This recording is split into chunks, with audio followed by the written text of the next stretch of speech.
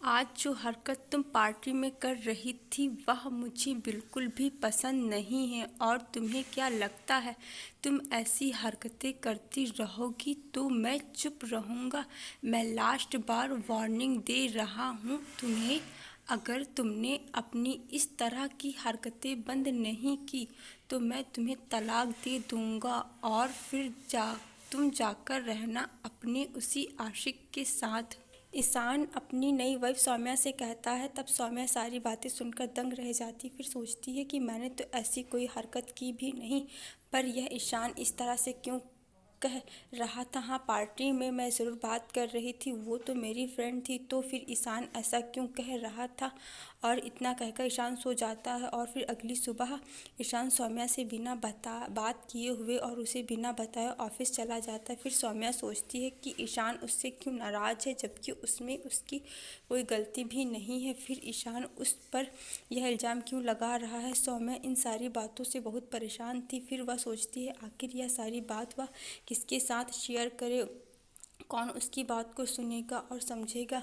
फिर वह उठकर अपने सारे काम ख़त्म करने लगती है। और फिर दोपहर को ईशान ऑफिस से लंच करने के लिए घर आता है और तब उसे कॉल आता है। ईशान बाथरूम में नहा रहा होता है और सौम्या उसके लिए खाना बना रही थी, तो ईशान का फ़ोन बार बार बज रहा था। तब सौम्या ने जाकर देखा कि अननोन नंबर से, फिर उसने इग्नोर कर दिया। और फिर उसके बाद सौम्या इग्नोर कर देती है और उसके बाद मैसेज पे मैसेज आने लगते हैं, तो मैसेज की बार बार आवाज़ से सौम्या परेशान हो जाती है।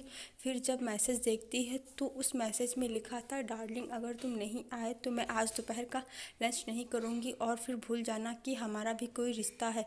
जैसे ही सौम्या सारे मैसेज पढ़ रही होती है तब अचानक से ईशान आ जाता है और सौम्या पर चिल्लाने लगता है। तब सौम्या कहती है, बस मैंने आपका मोबाइल हाथ में लिया था और मैंने नहीं देखा कि आपको किसने मैसेज किया, कि कौन सा मैसेज आया। और फिर ईशान मोबाइल छीन कर रख देता है। फिर सौम्या वहाँ से चली जाती है। फिर उसके लिए खाना सर्व करने लगती। फिर दोनों लोग खाना खाते हैं और जब रात होती तब सौम्या अपने कमरे में सो रही होती है और फिर देखती है कि ईशान छत पर रात के 11:30 बजे किसी से बात कर रहा है। तब सौम्या को शक होता है कि कहीं वह मैसेज वाली ही लड़की तो नहीं है। और फिर सौम्या चुपके से जाकर उसकी बात सुनने की कोशिश करती है। बस इतनी सी बात सुन पाती है कि मॉम डैड ने जो किया मेरे साथ अच्छा नहीं किया, इस आफत को मेरे सर पर बांध दिया। बस इतनी सी बात सुनकर सौम्या चुपचाप नीचे आ जाती है, क्योंकि ईशान को शक हो जाता है। और फिर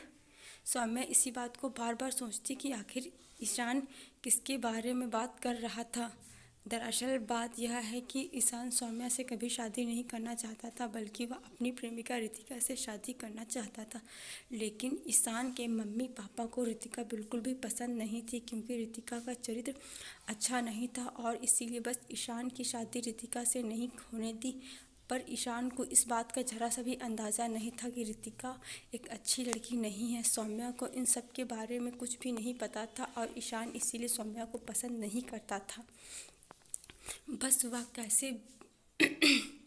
कैसे भी कोई झूठा इल्ज़ाम लगाकर करके सौम्या से पीछा छुड़ाना चाहता था, इसीलिए सौम्या पर उल्टे सीधे इल्ज़ाम लगाया करता था।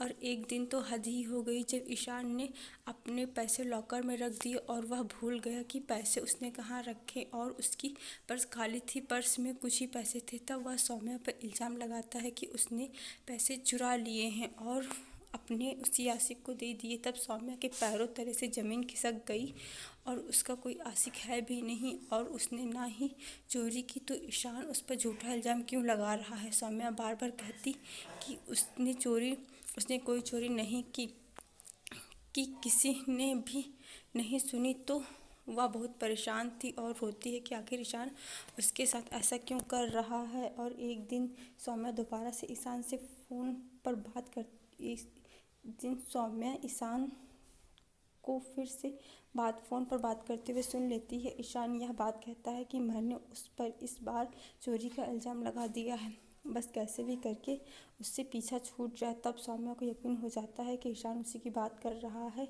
उससे पीछे छुड़ाना चाहता है। तब उस समय उससे बात करने की कोशिश करती है, पर ईशान इस बारे में कोई भी बात नहीं करना चाहता है। एक दिन तो हद ही हो गई जब ईशान ने सौम्या पर हाथ उठा दिया बिना किसी वजह के। तब सौम्या को यह बर्दाश्त नहीं हुआ और सौम्या ने ठान लिया कि अब मुझे उस इंसान के साथ नहीं रहना जो मुझ पर इल्ज़ाम लगाता है और मुझ पर जुल्म करता है। और फिर सौम्या ने ठाना कि उसकी असलियत सबके सामने लाना है, क्योंकि वह सबके सामने बहुत अच्छा बनने का नाटक करता है और फिर अकेले में सौम्या पर बहुत जुल्म करता था।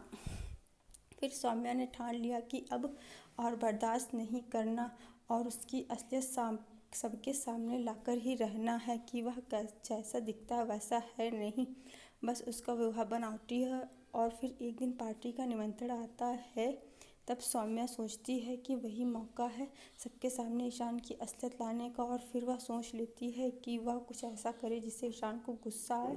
और फिर पार्टी में जब दोनों जाते हैं तो सौम्या वहाँ पर अपनी फ्रेंड से इशारे करने लगती है और फिर ईशान ये नज़ारा देख लेता है। फिर सौम्या पर बहुत गुस्सा करता है। जब दोनों घर आते हैं तो सौम्या पर बहुत चिल्लाता है और फिर कहता है, मुझे यह बिल्कुल बर्दाश्त नहीं और ना ही पसंद कि तुम किसी और के साथ इशारेबाजी करो। तब सौम्या कहती है, आपको यह बर्दाश्त नहीं, लेकिन आप जो मेरे साथ करते क्या वह सही है और मुझे कैसे बर्दाश्त। तब ईशान कहता है, क्या किया तुम्हारे साथ। तब सौम्या कहती है कि आज तक आपने जो व्यवहार मेरे साथ किया क्या वह सही था। इस कहानी में इतना ही और इसके आगे का पार्ट जानने के लिए आप लोग इसका सेकंड पार्ट ज़रूर देखिएगा जो कि बहुत जल्द ही आएगा। और मेरे चैनल को सब्सक्राइब कर दीजिएगा, वीडियो को लाइक कर दीजिएगा और कमेंट सेक्शन में ज़रूर बताइएगा कि आप लोग को ये कहानी कैसी लगी। तब तक कि हम लोग मिलते हैं इसके नेक्स्ट पार्ट में। थैंक यू सो मच, बहुत बहुत धन्यवाद, शुक्रिया।